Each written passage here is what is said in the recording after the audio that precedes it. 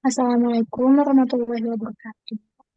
Kami perwakilan dari kelompok 3 sebagai Scrum Master dan Developer ingin mempresentasikan progres tugas besar kami dengan judul gudang kita. Jadi yang pertama itu di sini ada halaman login. Di sini tuh memiliki dua role sebagai admin dan staff. Jadi jika sudah memiliki akun, kita tinggal masukin email dan password dan lalu login langsung.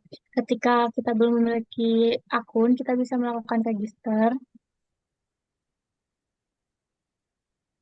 dengan memasukkan nama, email, dan password serta nomor telepon. Lalu kita bisa memiliki akun.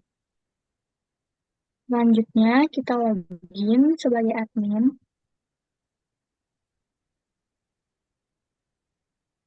Setelah login, di sini terdapat tampilan dashboard sebagai admin.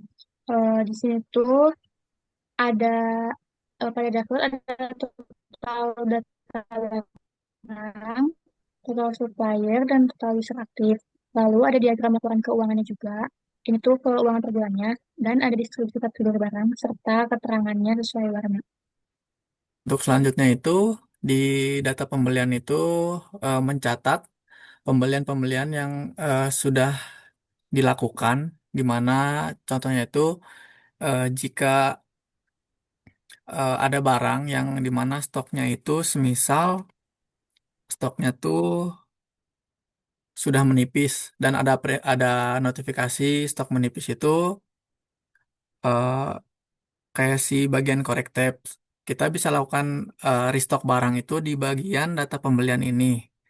Semisalnya itu di correct tab itu produknya TPRD 005, kita lakukan pembelian, kita pilih suppliernya, terus produknya itu tadi correctness tab, kita atur tanggalnya itu hari ini, jumlah itemnya kita 50, jumlah harga satuannya itu 5.000 dan otomatis total harganya akan dihitungkan.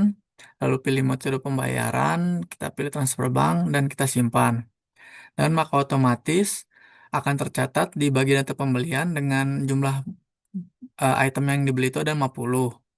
Dan kita bisa cek di data barang, notifikasi udah nggak ada dan otomatis si correct tab ini stoknya itu udah bertambah. Lalu di data pembelian mungkin seperti itu untuk melakukan restock. Kemudian di data penjualan itu kita mencatat penjualan-penjualan atau transaksi yang sudah eh, ada di gudang kita ini akan dicatat di bagian data penjualan ini. Lalu di data barang itu barang-barang yang ada di gudang kita eh, mencatatnya di bagian sini dan juga kita bisa melakukan tambah produk jika ada produk yang ingin kita tambahkan. Lalu kita bisa melakukan edit jika ada kesalahan dari nama produk, kategori, dan lainnya.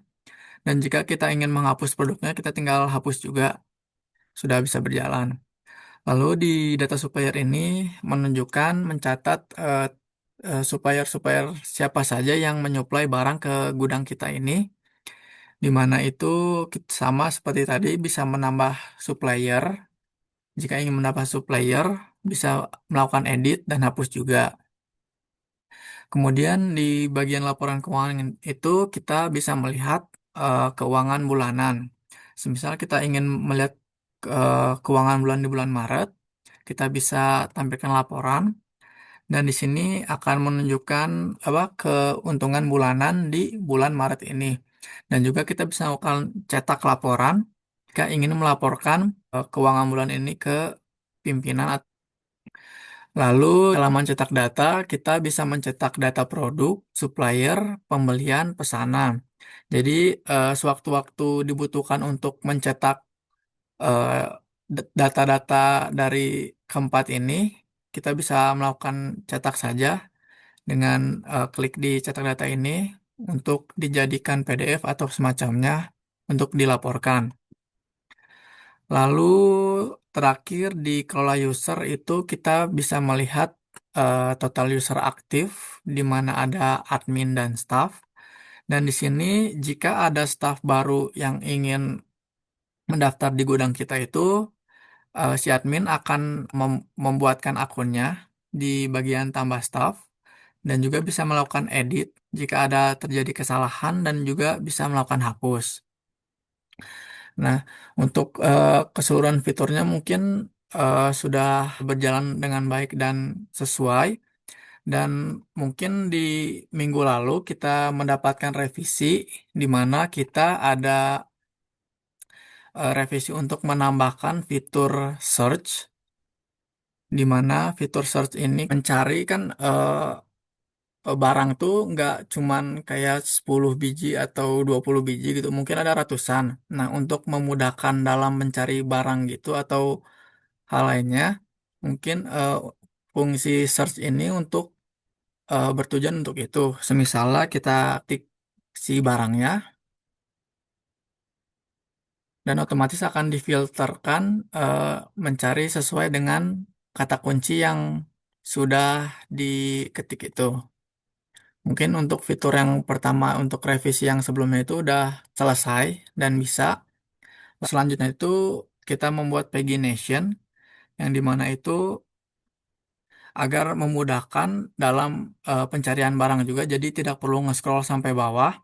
Jadi digunakan pagination untuk lihat barang dengan lebih efisien dan mudah. Mungkin untuk revisi minggu lalu itu untuk search sama pagination sudah berjalan dengan baik dan sudah sesuai dengan yang diinginkan klien. Mungkin cukup sampai situ. Mungkin cukup sekian presentasi progres dari kelompok 3. Apabila ada kurang dan salahnya, mohon maaf. Wassalamualaikum warahmatullahi wabarakatuh.